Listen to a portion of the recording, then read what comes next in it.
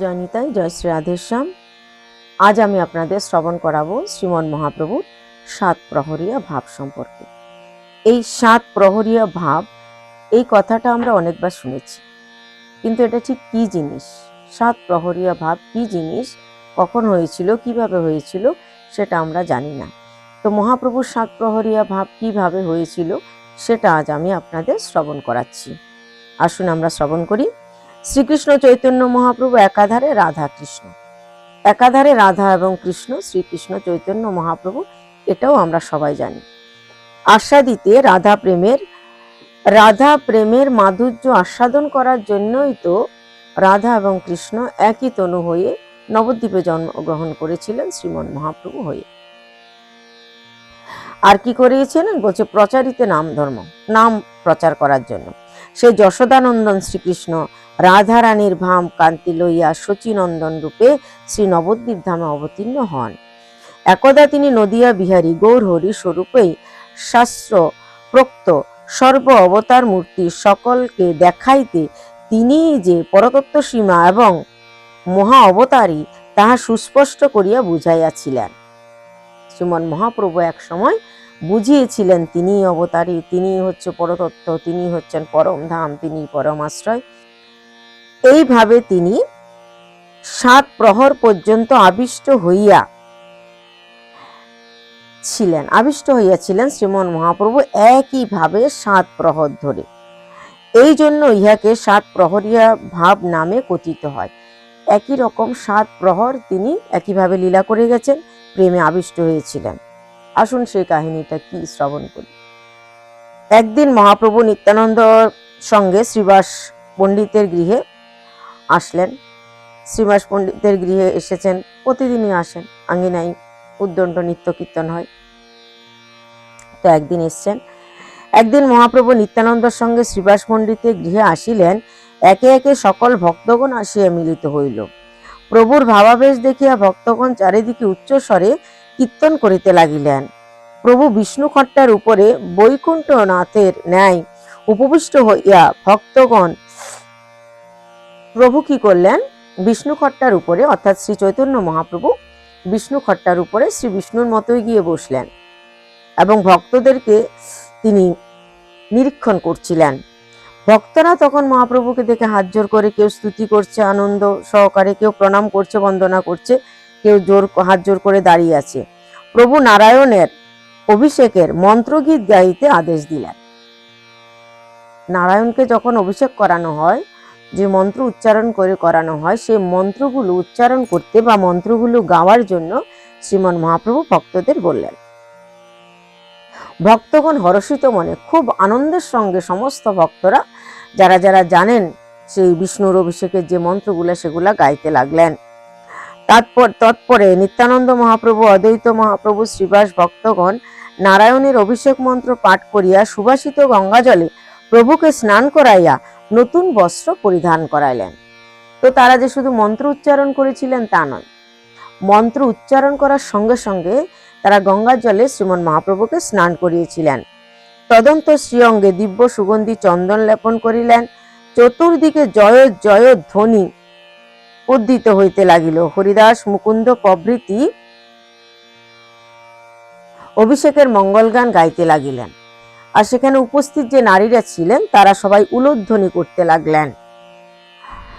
প্রভু বিষ্ণু খট্টার উপরে বিরাজ করছিলেন। নিত্যানন্দ রায় শিরে ছত্র ধরলেন। নরহরিদাস চামর দুলাইছে, নরহরি চামর দোলায়। ভক্তগণ পাদ্য, অর্ঘ্য, পুষ্প, ধূপ, নৈবেদ্য পূজার উপকরণ দ্বারা প্রভুর চরণ পূজা করিতে লাগিলেন। তদন্তর সকলে একত্রিত হইয়া স্তব করিতে লাগিলেন। অদ্বৈত, মুরারি, শ্রীধর প্রভৃতি পার্শ্বদগণ প্রভু শ্রীচরণে পতিত হইয়া কাঁদিতে লাগিলেন। প্রভু একে একে ভক্তগণকে সম্বোধন করিয়া তাহাদের অভিলাষ পূর্ণ করিবার জন্য বলিতে লাগিলেন। প্রভু হরিদাসকে নিকটে ডাকিয়া হাসিতে হাসিতে বলছেন, হরিদাস, আমার রূপ দেখো। সবার মনের ইচ্ছা প্রভু পূরণ করেছিলেন। সেদিন প্রভু তার ভাবের প্রকাশ করেছিলেন। তা হরিদাস ঠাকুর অনেক দূরে ছিলেন, তাই হরিদাস ঠাকুরকেও ডেকে বলছে, দেখো আমার রূপটা দেখো, আমি কে দেখো। হরিদাস মহাসংকোচিত হইয়া বহু দূরে দণ্ডায়ন মানছিলেন। হরিদাস সচরাচর সমস্ত ভক্তবৃন্দের কাছে আসতেন না, উনি দূরে দাঁড়িয়ে থাকতেন আর প্রভুর লীলা দেখতেন। শ্রী গৌর ভগবান হরিদাসকে আহ্বান করিয়া মধুর স্বরে মর্মস্পর্শী ভাষায় বলিতে লাগিলেন। শ্রীমন মহাপ্রভু কি বলেছে আসুন আমরা শ্রবণ করি। এই মোর দেহ হইতে তুমি মোর বড়, তোমার যে জাতি সেই জাতি মোর দর। পাপিষ্ঠ যবনে তোরে বড় দিল দুঃখ, তাহা সোয়ারিয়া মোর বিদর বুক। শুনো শুনো হরিদাস, তোমারে যখন নগরে নগরে মারি বেড়াই যবন, দেখিয়া তোমার দুঃখ চক্র ধরি করে, নামিল বৈকুণ্ঠ সভা হইতে সভা কাটিবারে। আমরা আগে শ্রবণ করেছি এই অদ্বৈত হরিদাস ঠাকুরকে বাঁশবাজারে ব্যত্রাঘাত করা হয়েছিল হরিনাম করার জন্য। তিনি সে শাস্তি মাথা পেতে নিয়েছিলেন আর কি বলেছিলেন, খণ্ড খণ্ড হয় দেহ যদি যায় প্রাণ, তথাপি এ বদনে না ছাড়ি হই না। তিনি মরতে রাজি আছেন, দেহকে টুকরো টুকরো খণ্ড খণ্ড করতে রাজি আছেন, কিন্তু হরিনাম ছাড়বেন না। তাই মহাপ্রভু এই ভক্তির পরাকাষ্ঠা, শ্রীমন মহাপ্রভুর এই যে পরম ভক্ত, যাকে তিনি সোনার মতো পুড়িয়ে খাঁটি করে নিয়েছিলেন, হরিদাস ঠাকুরকে তিনি খাঁটি সোনা বানিয়ে নিয়েছিলেন। উচ্চকোটির ভক্ত, উচ্চকোটির মহাত্মাই হরিদাস ঠাকুর। তাই শ্রীমন মহাপ্রভু বলছে, মোর দেহ হইতে তোর দেহ বড়, তোমার দেহটা আমার দেহ হইতে বড়, একদম শুদ্ধ করে নিয়েছ, খাঁটি সোনা। তোমার যে জাতি সে জাতি বড় দর, পাপিষ্ঠ যবনে তোরে বহুত দুঃখ দিল। মুসলমানরা তোমাকে অনেক দুঃখ দিয়েছে, সেই দুঃখ স্মরণে করে আমার এখনো দুঃখ হয়, আমার বুক কেঁপে উঠে। শুনো শুনো হরিদাস, হরিদাস তোমাকে বলছি শুনো। যখন এই সাত প্রহরিয়ার ভাব চলছে তখন মহাপ্রভু বলছেন, শুনো শুনো হরিদাস, তোমাকে যখন এই যবনরা মুসলমানরা বাজারে ব্যত্রাঘাত করেছে, যখন করছিল, এত তোমার কষ্ট দেখে আমি বৈকুণ্ঠ থেকে চক্রটা ছেড়ে দিয়েছি। কেন? যেন যবনদেরকে গিয়ে কেটে ফেলে।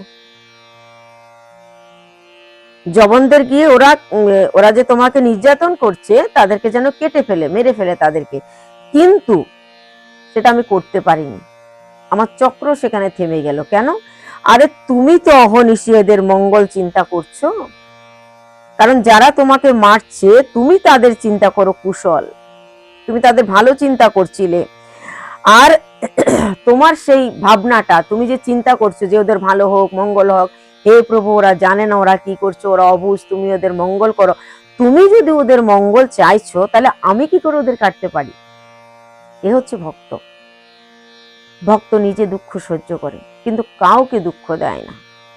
তা হরিদাস ঠাকুরকে যারা দুঃখ দিচ্ছেন তাদেরই মঙ্গল চিন্তা করছেন হরিদাস ঠাকুর। অনেকে ভাবনা করেন, অনেকে চিন্তা করেন যে ভক্তের দুঃখের সময়ে, ভক্তের দুর্দিনে ভগবান কেন আসেন না? ভক্তকে যদি কেউ কষ্ট দেয়, ভক্তকে যদি কেউ মারে, ভগবান কেন আসেন না তাকে রক্ষা করতে? ভগবান আসতে চান, ভগবান রক্ষা করতে চান, কিন্তু ভক্ত এমনই এক খাঁটি সোনা, এমনই এক ধাঁচের তৈরি, এই ভক্ত যারা তারা সব সময় সবার ভালো চিন্তা করে, সবার মঙ্গল চিন্তা করে। যারা তাদেরকে মারে, যারা তাদেরকে অপমান করে, অপদস্থ করে, অবহেলা করে, অপমান করে, তাদেরও মঙ্গল চিন্তা করে ভক্ত। এই তার স্বভাব, এটা ভক্ত স্বভাব। তাই ভগবান ইচ্ছা করলেও ভক্তের যে ভাব, ভক্তের যে ইচ্ছা, সেটা তিনি মর্যাদা রাখেন, সেটা তিনি গ্রহণ করেন, নিজের ইচ্ছাটাকে সরিয়ে রাখেন। তাই ভগবান বলে, আমার থেকে আমার ভক্ত বড়, আমি নিজের ইচ্ছাটাকে দূরে রাখি, আগে ভক্তের ইচ্ছা পূরণ করি। যার জন্য অনেকে যে মনে করেন না যে কোনো ভক্তকে এত কষ্ট দিচ্ছে যবনরা বা অন্য কারো কেউ, তাহলে কেন ভগবান এসে তাদের রক্ষা করেন না? ভগবান তো রক্ষা করতে চান, কিন্তু ভক্ত যেহেতু মঙ্গল কামনা করে তাই রক্ষা করতে পারেন না ভগবান। তাই এখানেও ঠিক একই কথা বলছি, একই কথা। তুমি তাদের কুশল চিন্তা করছো, তুমি তাদের ভালো চিন্তা করছো, তাহলে আমি কি করে তাদেরকে মারবো বলো? তখনও তা সবার মনে ভালো দেখো, তুমি ভালো দেখিলে না করি মুই বলো। তুমি যে ভালো দেখছো সে কারণে আমি বল করিনি, তাই সেই চক্রটা এখনো তোলা আছে, সেই চক্রটা তোলা আছে, তাদের কাটতে পারেনি, মারতে পারেনি, কিন্তু আমি কি করতে পেরেছি? ভগবান একটা করতে পেরেছিল কাজ, কি? আমি তোমার পিঠে এসে আবির্ভূত হয়েছি। তোমাকে এত মারছে, ব্যথা পাচ্ছ, তোমার পিঠে এসে আমি আবির্ভূত হয়ে গেছি। আর তোমার যত মার, তোমার যত কষ্ট, সেগুলো আমার পিঠে নিয়েছি। দেখো দেখো, তুমি দেখো। মহাপ্রভু নিজের পিঠটাকে উল্টে দেখালেন, দেখো এখনো সেই চিহ্ন আছে, যে মারগুলা তোমার জন্য আমি খেয়েছি, সে চিহ্ন আছে, তার চিহ্ন আছে। মিছা কথা নাহি আমি কই, মিছা কথা আমি কইছি না, দেখো চিহ্ন আছে। যা বা গৌণ ছিল মোর প্রকাশ করিতে, শীঘ্র আসিনু তোর দুঃখ না পারিস সহিতে। আমি ভাবছিলাম এত তাড়াতাড়ি আসবো না, এই কলিযুগের আরো পরে আসবো, কলিযুগে শুরু হয়েছে এখন না, আরো পরে আরো পরে আরো পরে আসবো, কিন্তু যাও বা বিলম্ব করতাম, তোর জন্য তোর দুঃখ সহ্য করতে না পেরে আমাকে তাড়াতাড়ি আসতে হয়েছে, তা আমি তাড়াতাড়ি চলে এসেছি। গৌরহরি বলিলেন, আমারে দেহ তোমার থেকেও বড়, তোমার কারণে আমি তাড়াতাড়ি এসেছি। এবার হরিদাস ঠাকুরকে বলছেন, ইহার পর প্রভু বলিলেন, তোমার যে জাতি সেটাও বড় দর, সেটাও কম নয়। এভাবে মহাপ্রভু সবার প্রতি যে সমান তার ভাব, সবাইকে সমান তিনি ভালোবাসেন, সবাই তার সন্তান, কেউ বড় কেউ ছোট নয়, ভাগ বাটোয়ারা করছি আমরা, কিন্তু ঈশ্বর এক, অদ্বিতীয়।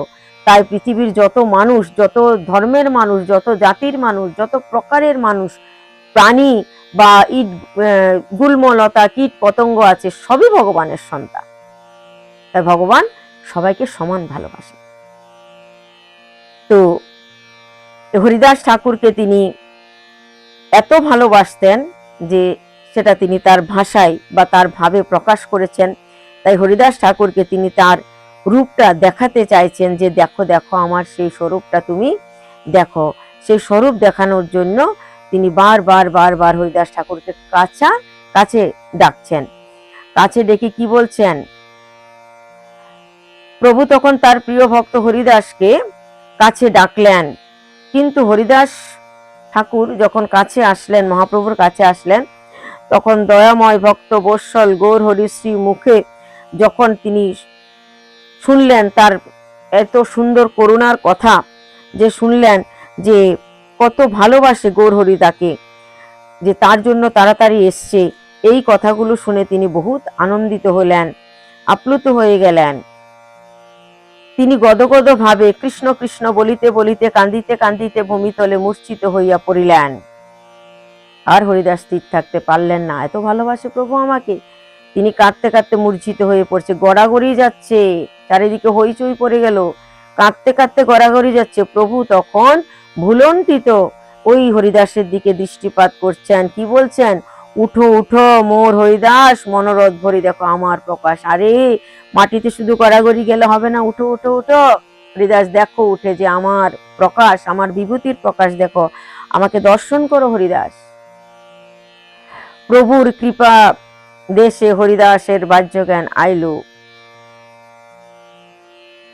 তিনি কিন্তু আর প্রভুর শ্রীমুখের প্রতি চাহিতে পারিলেন না, তাহার জীবনের জন্য দয়াময় প্রভুর করুণা ঝরিয়া পড়িতেছে, এই ভাবিয়া তিনি ফুপাইয়া ফুপিয়া কান্দিতে লাগিলেন। শিবাস অঙ্গনের ধুলায় গড়াগড়ি দিলেন, নয়নের ধারায় তিনি প্রভুর অপরূপ রূপ দর্শন সুখ হইতে মাঝে মাঝে বঞ্চিত হতে লাগিলেন।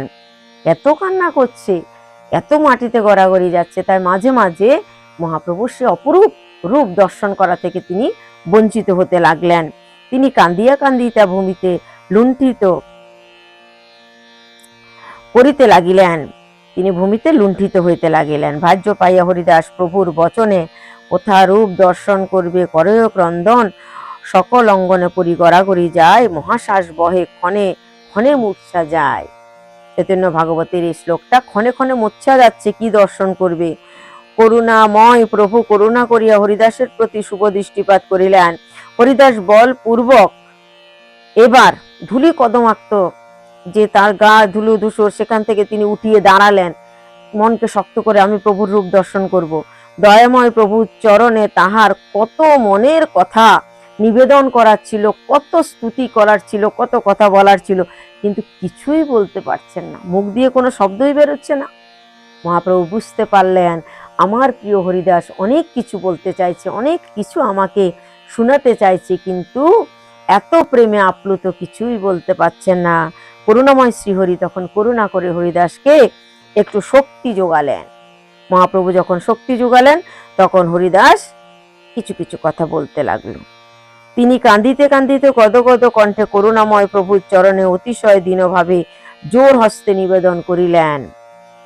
মহাপ্রভুর শক্তিতে শক্তিমান হয়ে বলবান হয়ে তিনি কিছু কিছু কথা এবার বলতে লাগলেন।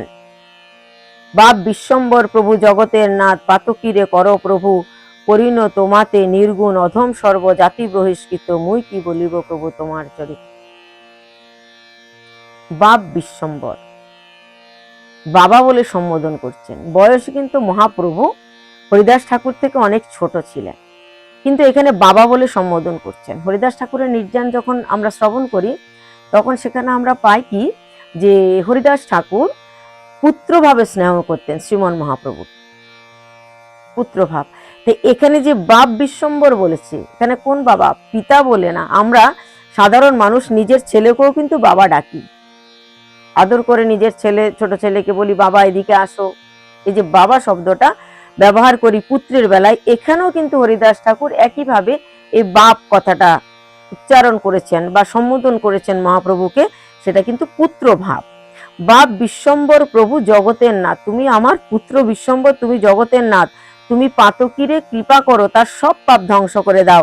নির্গুণ সগুণ সবই তুমি, সমস্ত জাতির তুমি ঈশ্বর, কিন্তু আমি তো একদম সব জাতি থেকে বহিষ্কৃত, নিচু জাতিতে আমি হয়েছি জন্ম, তো আমি কি বলতে পারি তোমার চরিত্র, তোমার মহিমা ব্যাখ্যা করার ক্ষমতা আমার মধ্যে নেই।